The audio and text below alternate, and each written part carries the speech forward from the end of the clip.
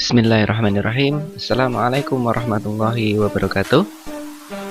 Anak-anak yang saya banggakan, hari ini berjumpa kembali dengan Pak Bani.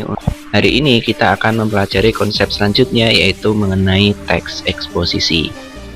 Nah, seperti yang dulu Pak Bani sampaikan, materi eksposisi ini adalah materi yang nanti harus kalian kuasai, termasuk kalian juga harus bisa membuat salah satu teks dari jenis-jenis eksposisi yang nanti akan kita pelajari bersama. Kalau kalian cermati, di sini teks eksposisi itu memberikan gambaran mengenai pendapat seseorang, kemudian argumen-argumen yang disertai dengan alasan-alasan. Nah, sebelum kita masuk lebih lanjut mengenai teks eksposisi itu seperti apa, kita perhatikan terlebih dahulu mengenai peta konsep yang akan kita pelajari selama kurang lebih 2 minggu ke depan atau 2 kali pertemuan. Yang pertama yaitu kita nanti akan menginterpretasi isi teks eksposisi. Nah, di sini kalian harus bisa mengidentifikasi perbedaan antara tesis, argumen, dan rekomendasi atau penegasan ulang. Kemudian kalian juga harus bisa membedakan antara fakta dengan opini. Artinya fakta itu yang seperti apa, kemudian opini itu seperti apa. Selanjutnya di bagian kedua, kalian nanti juga saya minta untuk mengembangkan isi teks eksposisi. Baik itu nanti melengkapi teks ataupun menyampaikan kembali isi teks eksposisi yang telah kalian buat. Selanjutnya, kita juga akan menelaah struktur dan kebahasaan teks eksposisi. Kemudian yang terakhir, tentunya kita nanti akan mencoba menyusun teks eksposisi sebagaimana di pelajaran terdahulu kalian juga hasil akhirnya adalah membuat teks. Nah, untuk pertemuan kali ini nanti Pak Bani akan sampaikan beberapa hal. Yang pertama nanti kita akan menginterpretasi teks, baik itu nanti tesis, argumen, dan rekomendasinya seperti apa. Sekaligus nanti akan Pak Bani berikan contoh. Nah, karena kita akan menganalisis tesis, argumen, dan rekomendasi, otomatis nanti kita juga akan mempelajari struktur dari teks eksposisi. Nah, apa sih eksposisi itu? Eksposisi biasa digunakan seseorang untuk menyajikan gagasan. Gagasan tersebut dikaji oleh penulis atau pembicara berdasarkan sudut pandang tertentu. Untuk menguatkan gagasan yang disampaikan, penulis atau pembicara harus menyertakan alasan-alasan logis. Dengan kata lain, ia bertanggung jawab untuk membuktikan, mengevaluasi, atau mengklasifikasi permasalahan tersebut. Bentuk teks ini biasa digunakan dalam kegiatan ceramah, perkuliahan, pidato, editorial, opini, dan sejenisnya. Itu adalah definisi yang disampaikan dalam literatur atau dalam buku kalian ada, nanti bisa kalian cermati. Nah, secara sederhana eksposisi itu adalah sebuah teks yang berisikan pendapat atau argumen-argumen yang disertai dengan alasan yang kuat. Dengan tujuan apa? Tujuannya adalah memberikan ilmu atau memberikan pengetahuan tertentu atau memecahkan masalah tertentu yang nantinya bisa diterima oleh masyarakat. Nah, bentuknya tadi ada ceramah, perkuliahan, pidato, editorial, opini, dan lain sebagainya. Nah, mengenai struktur teks ini kita bagi menjadi 3. Yang pertama adalah tesis atau pernyataan pendapat. Kemudian yang kedua argumentasi, yang ketiga adalah penegasan ulang. Mungkin kalian ingat materi teks pidato di SMP ya, bahwa di pidato itu ada pembukaan, ada isi, ada penutup. Ini sebenarnya kurang lebih seperti itu. Tesis itu adalah pernyataan pendapat, ini bisa dikategorikan sebagai pembukaan. Pembukaan di sini nanti kalian harus menyampaikan secara umum gambaran apa yang harus kalian sampaikan di sana atau pendapat apa yang akan kalian kemukakan. Misalnya kalian mau mengemukakan mengenai sistem pembelajaran jarak jauh. Misalnya kalian pendapatnya ternyata kamu tidak setuju nih dengan sistem PJJ. Kamu uraikan di sini di bagian pernyataan pendapatnya bahwa PJJ memberikan dampak yang kurang baik terhadap perkembangan sosial peserta didik. Misalnya seperti itu adalah konsep tesisnya. Kemudian di bagian selanjutnya, pernyataan pendapat kamu tadi tidak akan kuat kalau kalian tidak menyampaikan argumentasinya.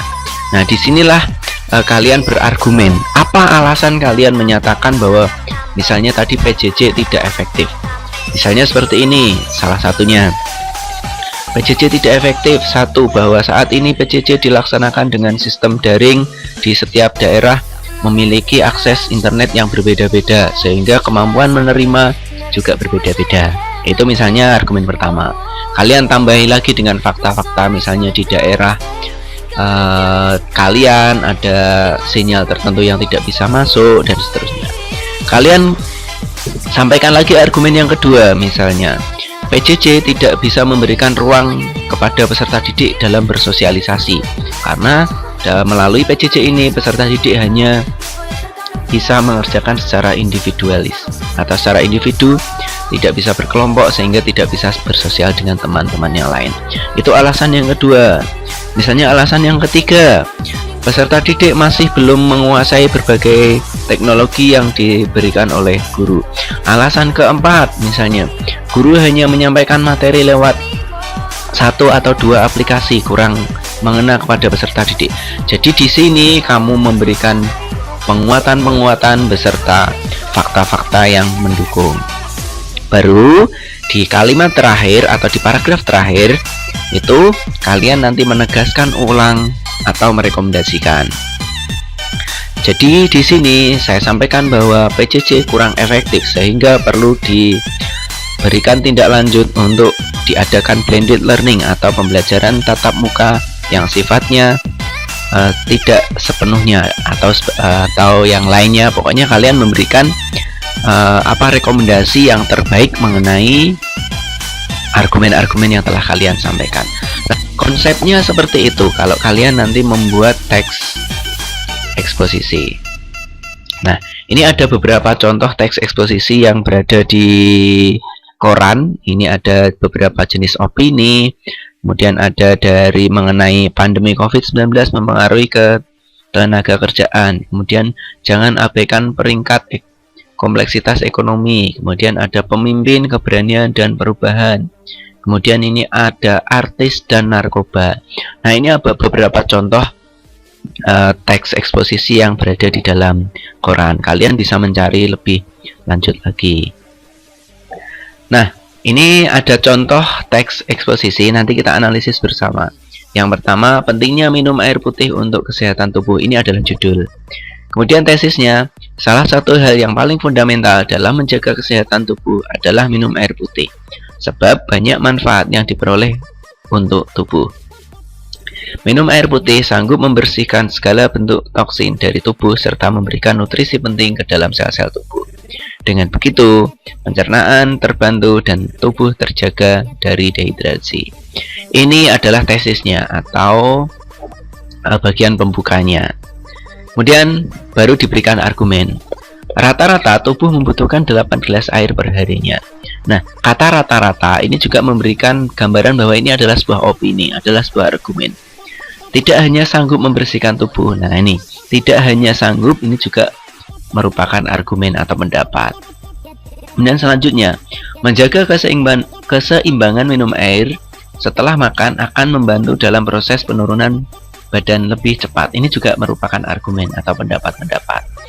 Nah, kemudian setelah ada pendapat-pendapat, ditegaskan ulang sama dengan bagian atas tadi.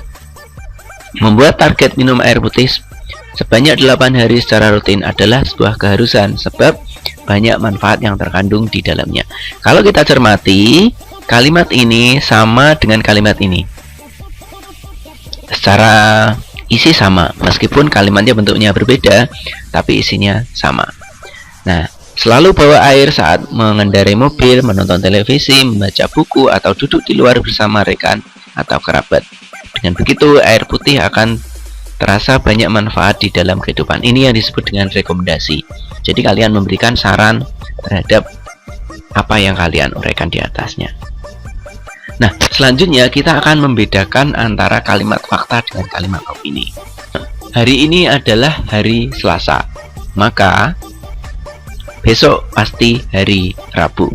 Ini adalah salah satu fakta yang sifatnya umum, mesra umum. Tapi kalau ada kalimat seperti ini, hari ini cerah, nanti sore pasti tidak turun hujan. Ini adalah opini karena segala sesuatunya itu belum tentu terjadi. Nah, salah satu ciri fakta adalah informasi yang dapat dibuktikan dengan bukti nyata. Kemudian fakta dapat dibuktikan atau diverifikasi dengan bukti. Fakta itu objektif. Fakta tidak sering berubah. Seperti tadi ya, misalnya hari setelah ini hari Senin, besok Selasa itu nggak akan berubah.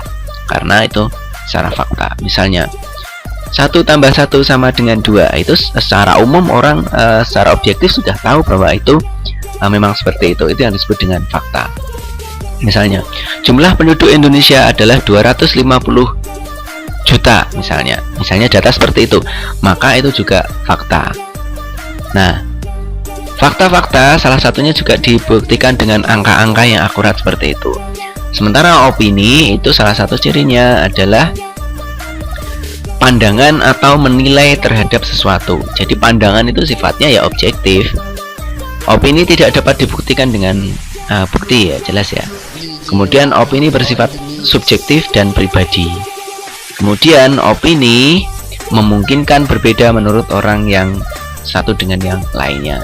Jadi misalnya ada kata seperti ini, Sinta adalah siswa saya ulangi, Sinta adalah anak yang cantik, misalnya seperti itu. Kata ini adalah termasuk opini karena cantiknya Sinta menurut A belum tentu menurut B cantik. Nah, seperti ini yang disebut dengan menurut orang berbeda-beda. Sifatnya lebih subjektif. Nah, kalian juga nanti dalam membuat teks eksposisi juga harus bisa membedakan mana yang fakta dan mana yang opini. Nah, saya itu untuk anak-anakku yang saya banggakan, jangan lupa membaca. Pastikan dengan membaca kalian nanti akan menambah pengetahuan yang lebih. Untuk hari ini belum ada tugas yang Pak Bani berikan. Kalian cukup memahami materinya terlebih dahulu. Tugas akan Pak Bani berikan minggu depan. Terima kasih. Saya akhiri. Wassalamualaikum warahmatullahi wabarakatuh.